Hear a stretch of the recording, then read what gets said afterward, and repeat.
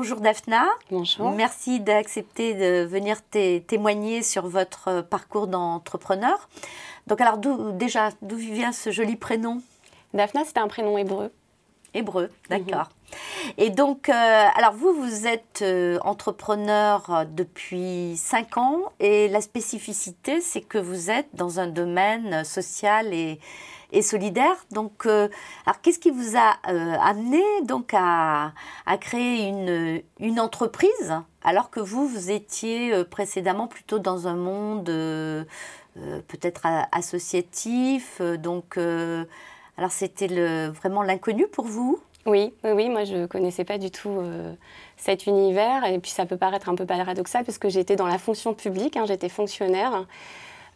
Pourquoi une entreprise? Ça m'a semblé plus honnête parce que le projet c'était aussi de créer mon emploi et j'avais déjà travaillé dans des structures associatives dans lesquelles j'étais bénévole et là voilà, il me semblait que c'était plus juste de créer une entreprise par souci de transparence. Alors, comment vous y êtes prise? C'est quelque chose que vous avez préparé pendant longtemps ou au contraire, voilà, à un moment vous vous êtes dit, bon, maintenant, je ne veux plus être fonctionnaire, j'ai envie de faire autre chose, j'ai envie d'être mon propre patron, moi de décider de ce qu'il faut faire pour aider les autres. Donc, comment ça s'est fait? Il y a eu un déclic à un moment donné? Alors, un déclic, je ne sais pas. Dans les métiers que j'occupais, y compris dans la fonction publique, j'étais d'une certaine manière un peu toujours mon propre chef parce que j'étais directrice. Enfin, voilà, donc ce n'était pas par souci de liberté, peut-être plus par envie de pouvoir faire les choses peut-être plus rapidement parce que c'est vrai que quand on dépend d'une administration, les choses peuvent sembler un peu longues. Oui, je pense que le projet s'est monté assez vite, que je n'ai pas réalisé tout de suite les éventuelles difficultés que je pouvais rencontrer. Et c'est tant mieux d'ailleurs parce que voilà, aujourd'hui, je suis très contente du parcours effectué. Oui, vous avez fait. En plus, vous ne vous êtes pas facilité les choses parce que vous étiez une jeune maman, donc à ce moment-là, donc vous aviez 2 enfants quand même en bas âge. Donc, et alors, vous venez de dire que votre idée, c'était de créer votre propre emploi. Mais vous avez aujourd'hui un nombre de salariés assez important. Donc, pourquoi vous étiez partie sur cette idée de créer uniquement votre propre emploi? Alors, je faisais ça pour créer mon poste, effectivement, mais je savais que ça allait créer d'autres emplois parce que c'est un métier qui nécessairement fait appel à d'autres personnes. Parce qu'on ne peut pas travailler tout seul, sinon on s'use. Voilà, donc tout de suite, dès le début, j'ai travaillé avec une dame qui m'est très chère, qui m'a rejoint tout de suite. Elle a pris quand même un certain risque, parce que je ne savais pas trop ce que ça allait donner. Et puis effectivement, pendant plusieurs semaines, c'était assez calme. Et puis l'activité a commencé à se développer et une première personne nous a trouvés, je ne sais pas très bien comment, mais de fil en aiguille, j'ai rencontré les travailleurs sociaux qui travaillaient spécifiquement sur le 12e arrondissement de Paris. Est-ce que vous travaillez majoritairement dans des quartiers où justement on trouve un maximum de personnes qui sont dans des situations un peu difficiles? Alors en fait, je ne sais pas trop si on peut parler de quartier, mais effectivement, en fait, comme je travaille essentiellement avec les travailleurs sociaux du département, c'est-à-dire du conseil général ou de la fonction publique hospitalière, elle me confie les personnes qui, effectivement, très souvent, ont non seulement de petits revenus, mais aussi ont d'autres difficultés d'ordre social. Elles peuvent être isolées, elles peuvent être dans des situations compliquées. Voilà, c'est effectivement notre spécificité parce qu'à Logivité, donc depuis l'équipe s'est énormément agrandie. Ben oui, puisque vous êtes plus de 100 maintenant. On est plus de 120, ouais. Effectivement. Mais donc du coup, il y a des travailleurs sociaux que j'ai recrutés pour assurer les visites auprès des personnes qu'on nous confie et vraiment accompagner, y compris socialement, la personne dans cette nouvelle étape de sa vie. Alors, les besoins doivent être énormes. Ils le sont. Comment vous faites face à la demande? Parce que vos clients, c'est la personne que vous aidez ou vous intervenez pour le compte de l'État? Donc, comment ça se passe? Qui vous paye? Alors, le principal financeur, c'est le Conseil général. Alors, il n'y a pas eu quelque chose de global où le Conseil général m'a dit « vous allez accompagner ». Voilà, il se trouve que On a d'abord monté des dossiers de prise en charge pour des personnes qu'on a identifiées comme pouvant en bénéficier. Alors, ça a commencé par une, par deux, et puis on a commencé à travailler avec les assistantes sociales, les conseillères du département qui, elles, à leur tour, nous ont confié aussi des gens. Et puis, du coup, effectivement, moi, je travaille essentiellement pour des personnes qui, sans l'aide apportée par le département de Paris, ne pourraient pas avoir une aide humaine chez elles. Alors, vous qui étiez fonctionnaire, donc on imagine un environnement, hein, toujours le rêve, là, c'est que nos enfants aient l'emploi protégé, soit dans un... Voilà, donc, et qui avait pris le risque, hein, puisque c'est quand même bien ce que vous avez fait, de créer votre entreprise. Rétroactivement, comment est-ce que par moment vous avez eu des doutes, vous avez regretté ou vous trouvez que finalement c'est super d'être entrepreneur? En fait, non, je suis rentrée dans la fonction publique par l'intérêt du poste qu'on me proposait. C'était pas pour rentrer dans la fonction publique. Et c'est vrai que je m'y suis beaucoup plu.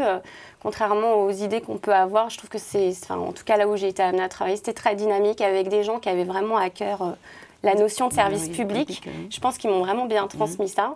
C'est quelque chose que j'ai gardé aujourd'hui dans la structure que je dirige. Donc voilà, après, c'était une nouvelle aventure qui commençait.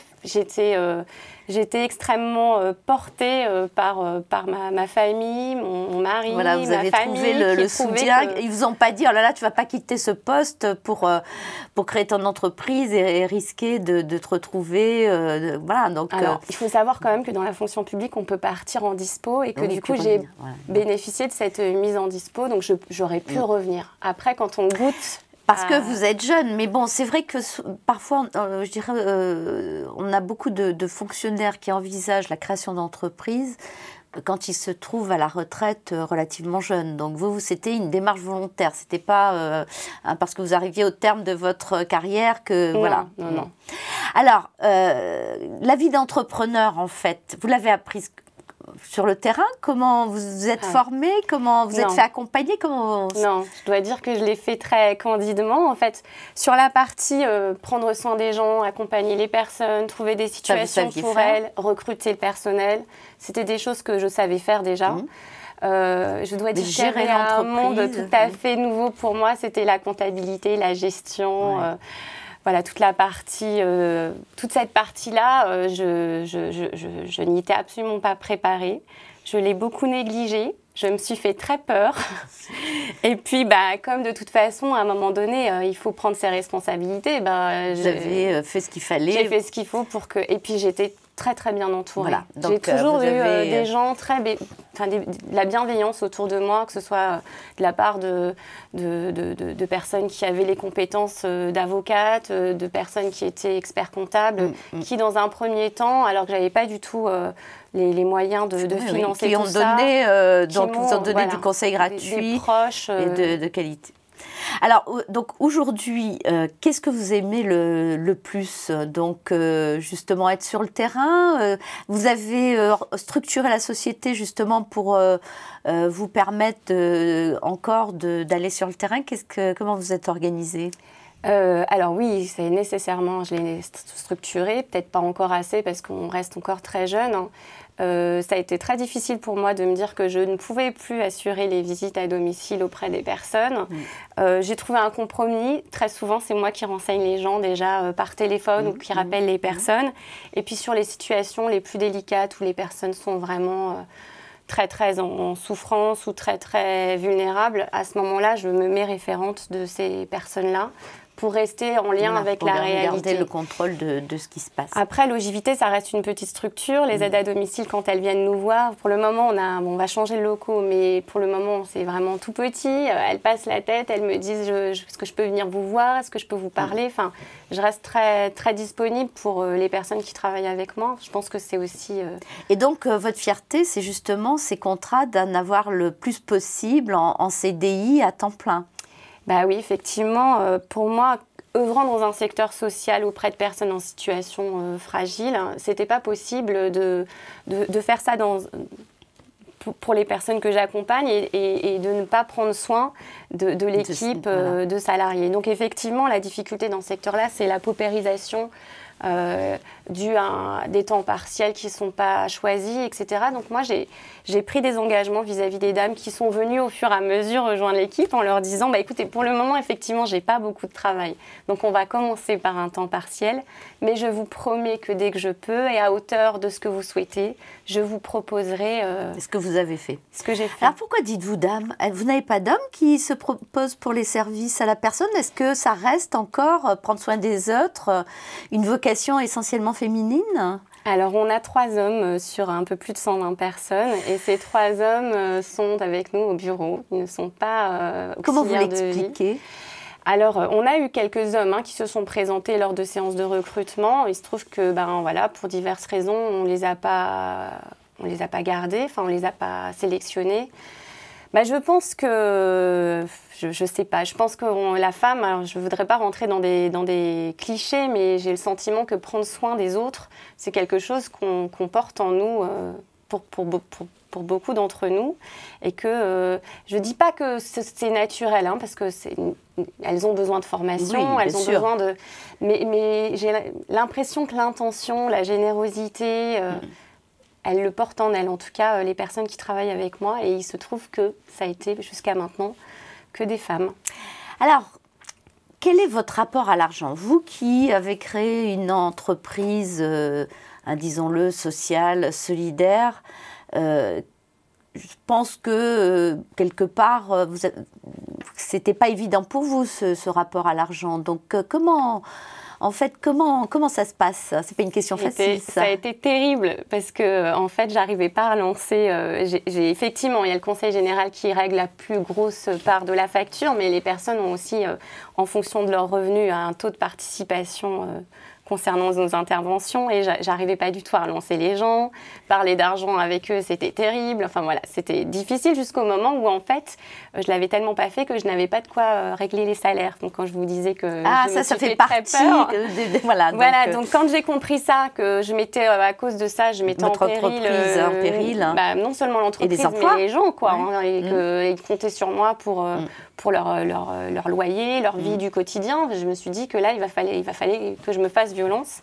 Et effectivement, voilà. Donc, j'ai appris ça aussi, à relancer les gens, à aller chercher l'argent qu'on me devait, à expliquer. Et voilà. Et c'était de la même manière quand une salariée venait me voir pour essayer d'obtenir une augmentation. Enfin, c'était terrible pour moi les premières fois. Et puis maintenant, ça va. Et alors justement, est-ce que vous vous autorisez, parce que vous augmentez vos salariés, mais vous vous autorisez aussi à augmenter votre salaire? Alors moi, je pense que j'ai un salaire qui est maintenant tout à fait... Alors c'est sûr que si on ramène ça au taux horaire, ça peut paraître un peu délirant, mais mensuellement, je trouve que c'est bien. En tout cas, je gagne mieux ma vie que quand j'étais dans la fonction publique. Bon, donc... C'est pas à hauteur, j'imagine, d'un chef d'entreprise... tel qu'on pourrait l'imaginer quand il a 120 salariés. À mon avis, on en est bien loin, mais ce n'était pas non plus mon objectif. Maintenant, j'ai bien conscience que quand Logivité fonctionne, c'est vraiment grâce à toute une équipe. Ce n'est pas une seule personne qui a fait que ça fonctionne. C'est vraiment 120 personnes qui se sont appropriées cette aventure et qui ont fait que ça devenait leur aventure aussi.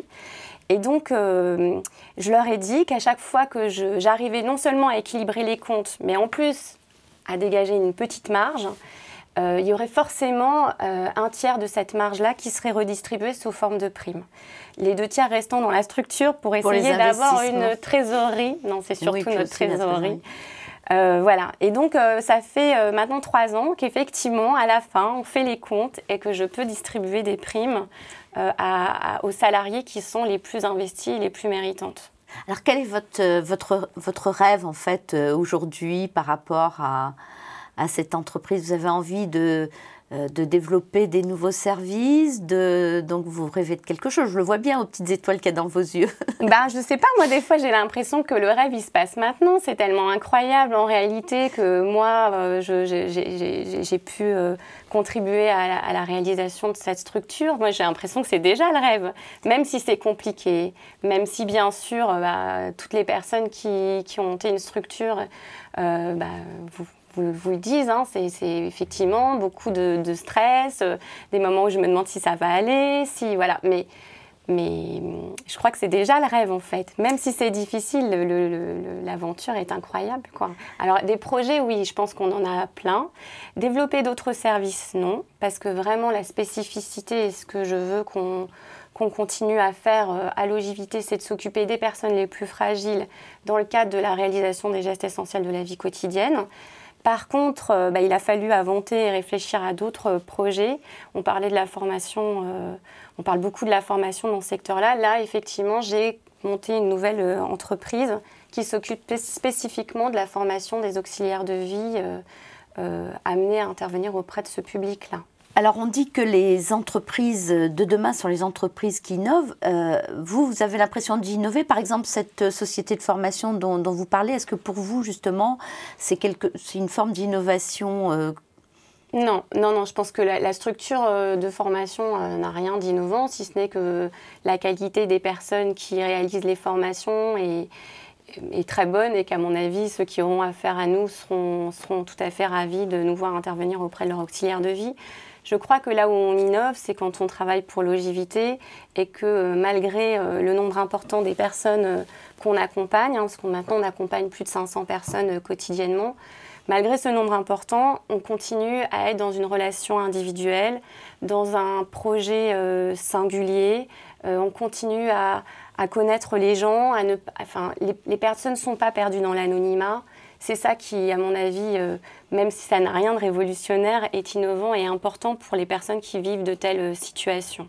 Alors, à vous écouter, on a l'impression que c'est très facile. Donc, je suis là, je suis en congé maternité. Je me dis, tiens, c'est le bon moment peut-être pour créer mon poste, créer mon emploi. J'y vais. 5 ans après, j'ai plus de 120 salariés. Mais il y a beaucoup il y a beaucoup d'échecs aussi dans ce domaine.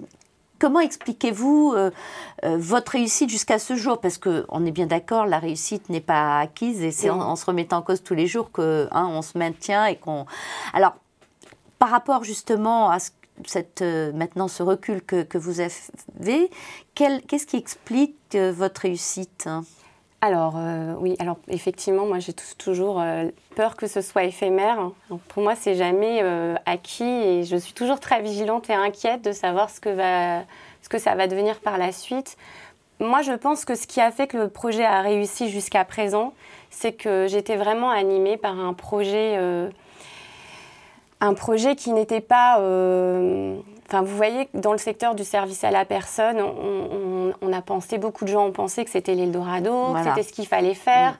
Moi, je dois dire que j'étais complètement à côté de ça, c'est-à-dire que je n'avais pas du tout réalisé, mais c'est les autres qui me l'ont dit, hein, parce que des fois, je suis un peu dans mon univers, que c'était à ce point un secteur porteur. Moi, ce qui m'animait, c'était de trouver des solutions pour aider les gens à rester vivre chez eux dans de bonnes conditions. C'était ça qui me plaisait. L'aspect économique et peut-être lucratif est venu se greffer... Il est venu par nécessité, par rapport au fait que j'avais embarqué plein de gens dans mon aventure et que j'étais voilà, responsable de toutes ces personnes. Alors, un dernier mot, un dernier conseil donc, à ces femmes qui nous écoutent. Qu'est-ce que vous avez envie de leur dire? Alors moi, j'aurais envie de leur dire de s'écouter, hein, que s'il y a quelque chose qui les anime et qui leur donne envie de se lancer, qu'elles n'hésitent pas, ne pas rester avec des regrets, qu'elles tentent et puis sans pour autant... moi, j'ai commencé tout petit, j'ai pas exposé ma famille, j'ai pas investi, de toute façon, j'avais pas d'argent et j'avais pas de banque qui me suivait, donc comme ça, c'était voilà, donc sans se mettre en danger, essayer de faire les choses petit à petit. Et puis, voilà, voir ce que ça donne. Eh bien, merci Daphna. En tout cas, bravo. C'est un beau projet. Et puis, je souhaite que votre développement se poursuive. Merci beaucoup. Merci à vous.